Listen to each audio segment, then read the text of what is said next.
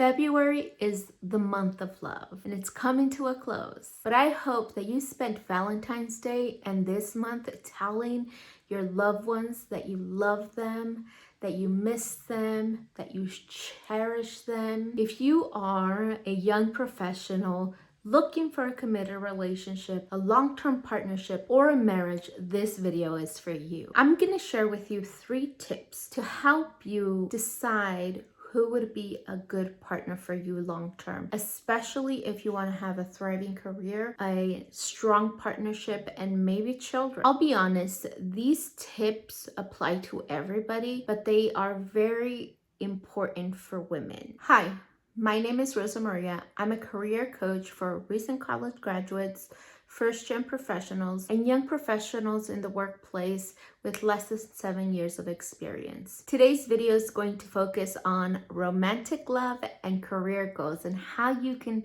select the right partner for you. Most of us want a idyllic romantic relationship where our partner considers us to be the most beautiful, the smartest, the most charming person in the room. We want a partner who is willing and wholeheartedly wants to share the household's responsibilities and the child rearing of children. And most of us will want a partner who is supportive of our career goals and ambitious endeavors. It's unfortunate to say, but many relationships fall short from being an idyllic relationship. And most of them do so because love gets in the way of having a comprehensive vetting strategy. We tend to fall in love with the best qualities of a person. We fall in love with the top 3, top 5, top 10 best skills that they possess. And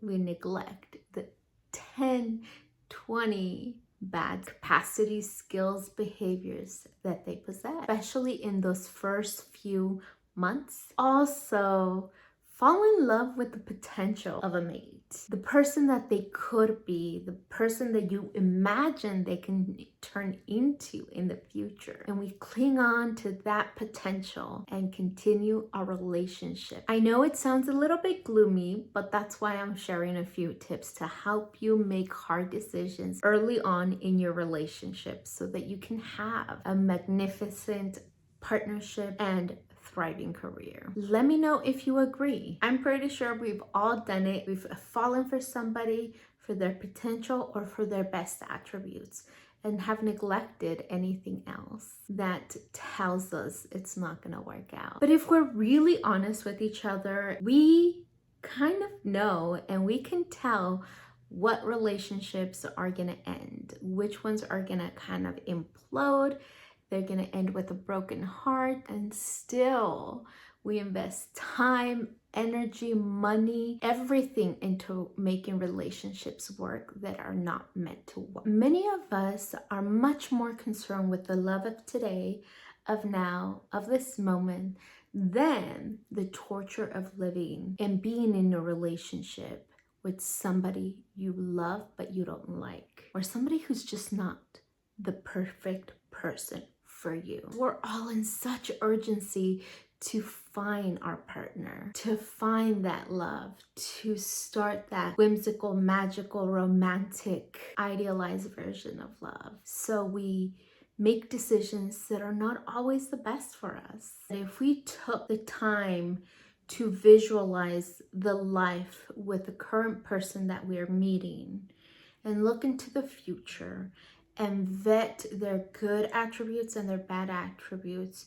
you would know and understand that there is torture in living with somebody that did not turn out to be your person. I don't want you to find yourself in a deep, committed relationship that does not make you happy. That makes it so hard to walk away because you've expended mental, emotional energy. I want you to be critical of the people that you're bringing into your private space. All young professionals hoping to one day enter a long-term relationship or get married need a comprehensive vetting strategy so that you to make a thoughtful, intentional decision around who your life partner will be. This is especially true for those of you who want to be thriving professionals in your careers, and you want children, and you want the marriage, and you want it all. If you want it all, there is no room for choosing the wrong partner.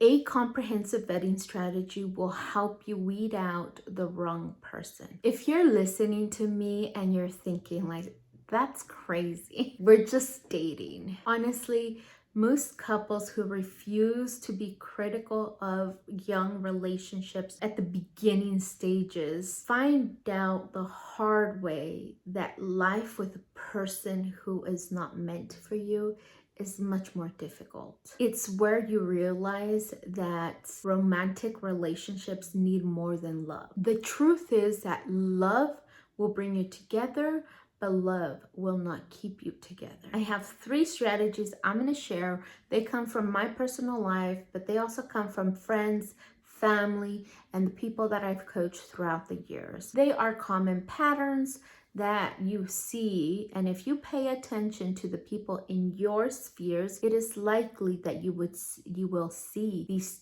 tips manifest and these patterns show up in relationships as challenges that a lot of relationships face. Tip 1, choose a partner that shares your values and beliefs. Yes, it sounds simple, but it's not so simple. When we're talking about values and beliefs, we're talking about how people understand their views around religion, around family, around parenting, around finances, and anything else that you can consider a part of who you are as a well-rounded person. And you want to be in alignment. But knowing your values is hard. Step 1, before choosing to date or find someone with your values, is to name your values. What are they? Do some intentional thinking about what you value. When it comes to parenting, do you want an authoritative parenting style? Do you believe in going to therapy before having children? Do you believe in going to therapy before getting married? These are all things that you yourself need to be very clear about. What do I value? How do I want to ensure that my values are respected in this new relationship? Another example is maybe you are really good with money. You know how to manage your income and you know how to build your wealth. You believe that you have a strong responsibility for being a good steward of your money and your income and ensuring your security, the security of your future kids, and overall family. So the main question is, do you want to marry somebody who has poor money management skills and a lot of debt? What does that mean for you and your value system? Grab a note paper, name all of your values in the different spheres of life that you care about. Do the internal work of naming your values before you start dating. Part 2 of selecting somebody that shares your values is telling them. Do not keep it on the down low. Do not keep it hush hush.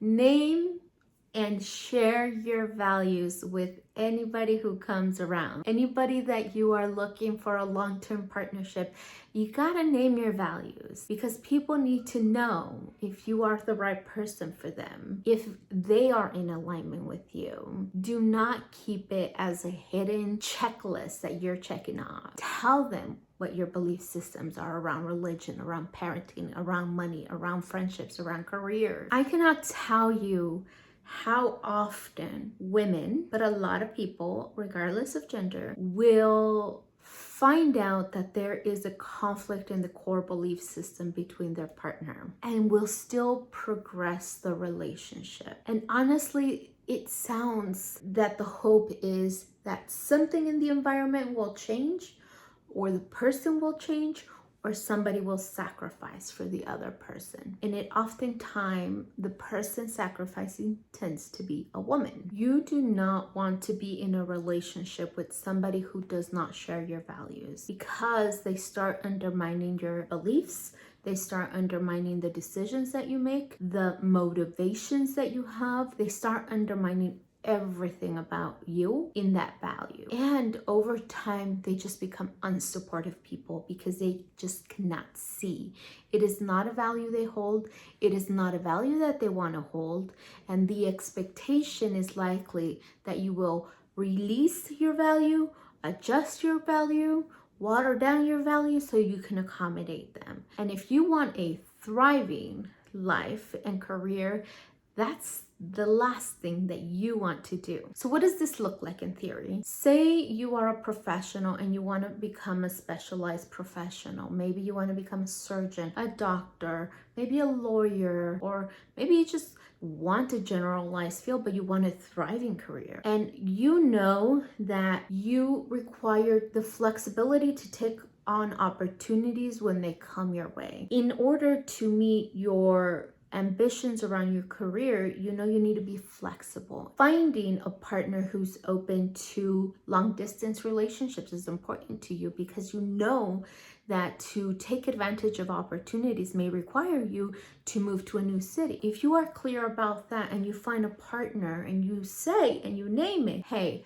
are you open to doing long distance relationships? Because I am working through a program, maybe to become a doctor. And in 2 years, I will have to apply to a fellowship and I will move cities. Is that something that you can handle, you want to deal with? They may say, no, that's a no-go for me because I've already done it. If that turns out to be the case, now you're clear that you are not in alignment, that they're not sharing the same values. The truth is that both values matter. Their decision not to be in a long-term, long-distance relationship matters just as important as you having a flexible relationship that allows you to take advantage of the career opportunities that will come your way. Being clear about your value, naming your value, sharing your value, now you both can decide, should we continue this relationship? I can't tell you how often people choose to progress a relationship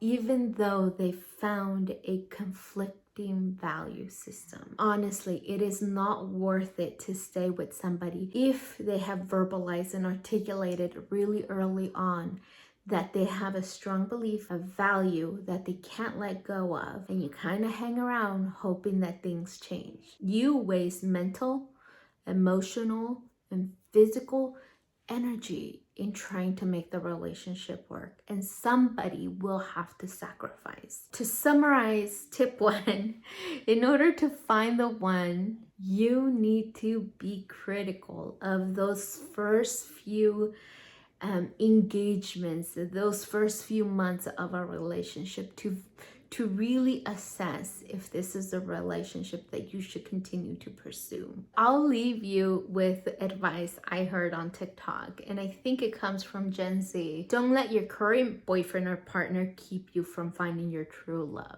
Honestly, I had thought about it, but not that simplified. Your current relationships can keep you from finding the person who's supposed to be with you. So you gotta be brave. You gotta break your own heart in some cases so that you can find the person who's meant to be in your life for the long run, who's gonna cheer you on in your career, who's gonna be an amazing parent should you choose to have kids. You want somebody who is all in all the time for the rest of your life. Tip 2 is to find somebody who's comfortable with uncertainty and change. Somebody who is flexible, adaptable. The one thing that you can always count is things changing. A career opportunity, an unexpected pregnancy, a layoff, a medical emergency. There are so many ways that life can change, and you want somebody who's able to navigate that change with grace. Why is this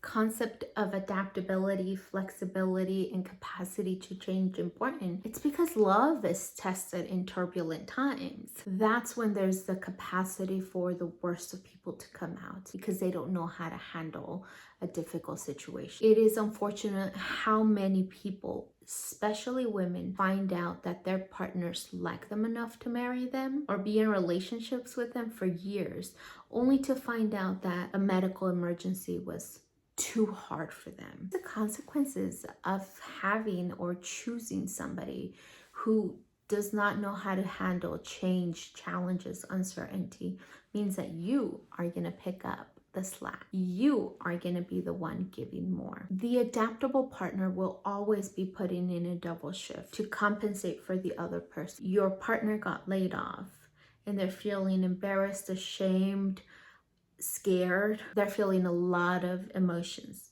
that are normal, they're natural. After an unexpected layoff, it takes a hit on your ego, but it also is scary.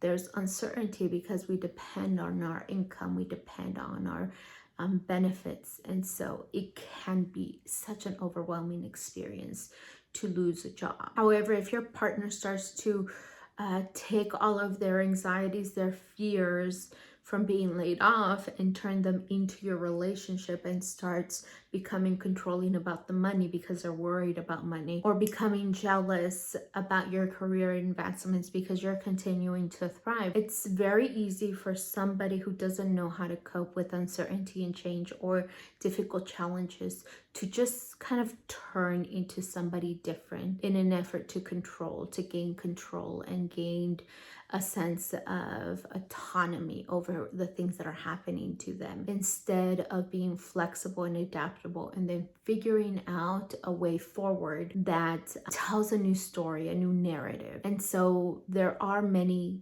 relationships that fall apart during times of difficulties and challenges because the other person just does not know how to redefine themselves or find a new version of themselves. It is very common for somebody to consume the relationship in a difficult time with their behaviors, their mindset, the way that they treat people. And it's easy for them to start redirecting that frustration and energy towards you. It is not something that you want to be able to deal with, because if the relationship was good in good times, in bad times, they're breaking the trust that you had in them, the safety that you felt with them. And it is really hard to rebuild trust and the sense of safety in this relationship. So how do you assess the person's capacity to change and how they will adjust to the unexpected in life? People tell you very early on how good they are to being flexible and adaptable. You just need to be paying attention to it. You need to be critical of the way that they act, that the way that they talk, and the way that they think about challenges. Pay attention to daily inconveniences. It will give you a hint about the repetitive behaviors of how they react for things that inconvenience them, that pose a daily challenge to them. They can be simple. How do they react when they get cut off during driving? Do they get frustrated because somebody cut them off, or do they become angered? Two different reactions. How do they react when you spill a drink, when you spill milk? Do they believe it was an accident? Do they come and help you? If they spilled it, do they blame themselves? What is a reaction that they're telling themselves or they're telling you? Other simple things could be, how do they deal with the loss of a sports team? Are they disappointed and sad that their favorite team just lost the Super Bowl? Are they angry that their favorite team lost the Super Bowl? Are they enraged? Another good thing to pay attention around inconveniences is how they treat employees who have made a mistake. Do they yell at an employee? Do they correct an employee? Do they talk respectfully to the employee? I would probably also recommend that you build furniture with your new mate. Ask them to build an IKEA item that requires you to work together. I think IKEA furniture is such a pain in the butt to build, but it really does tell you how both people are able to communicate with each other. Does a person take up the leadership role? Do they become the supportive partner? When they're asking you for the bolts, do they ask you? Do they request? Do they demand? You misread the instructions and you make a mistake.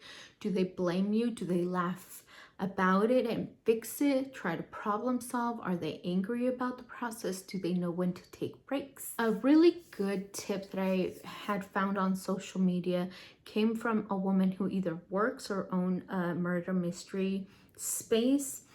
And she talked about how you can tell who is in a healthy relationship versus an unhealthy relationship by the way that the couple goes through these murder mystery mazes or whatever they are. Oftentimes, somebody who comes in with poor emotional regulation, poor leadership skills, so they're always yelling at the person, they're blaming them for mistakes, or they're dismissing their suggestions, they are dismissing any ideas or thoughts. To me, it makes sense why a murder mystery would increase stress and decrease people's ability to control their emotions. So you want to see what the patterns are of this person as they deal with everyday inconveniences, because those everyday inconveniences can easily turn into a big inconvenience. And if they can't cope with the small things, it's going to be really hard for them to cope with the big stuff. If you want a happy, healthy relationship, if you want to be married, if you want to have a thriving career,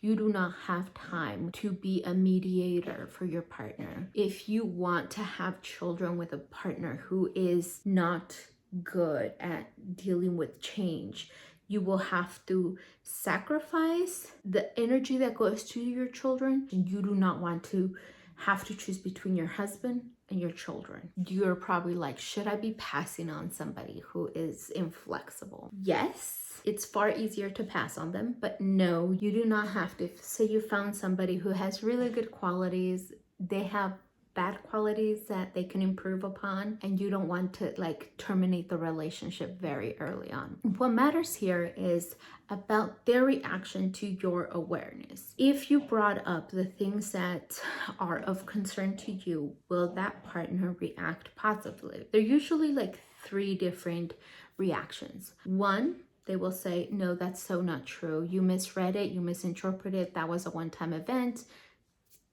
It won't happen again. 2, they will say, oh, you know what?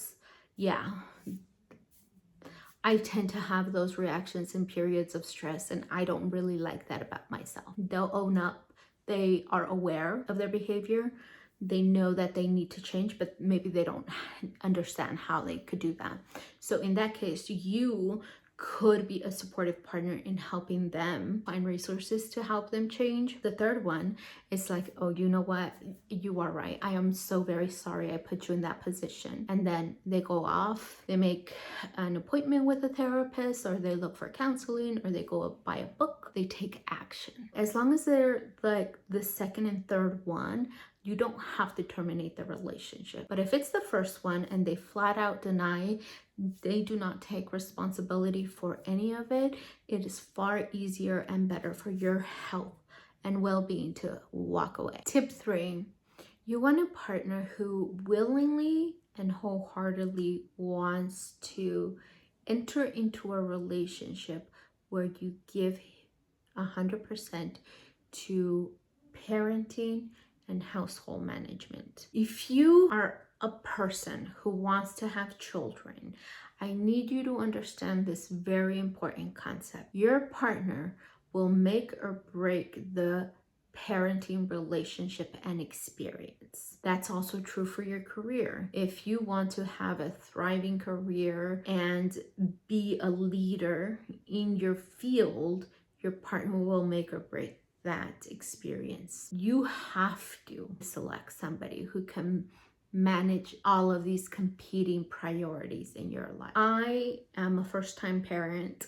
And I had my first child in 2020, right as the pandemic was getting underway in the United States. There is no good way to translate the experience of parenting to people who don't have kids or who are single. Parenting is an unpredictable, chaotic experience. And when this parenting experience is so uncertain and in flux and chaotic and overwhelming and stressful. You gotta make sure that the partner standing next to you understands that and can be an anchor. That will improve your overall happiness and overall well-being. If you want to stay home, you do not want a partner who believes that their main and only contribution is working and their income, and that's it. A person who believes that means that you will have to compensate for every other aspect of your life. You would be surprised to learn how many people enter a relationship with the intention of being disengaged from the household management and the child rearing of children. You do not want to find yourself in that position, because you will be picking up that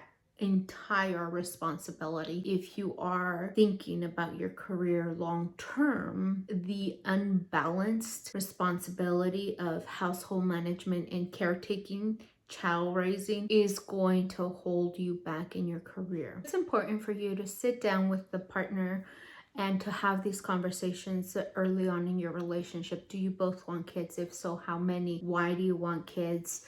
What was the best part of your childhood? What was the worst part? So what kind of wounds are still living within you that you need to address before having kids?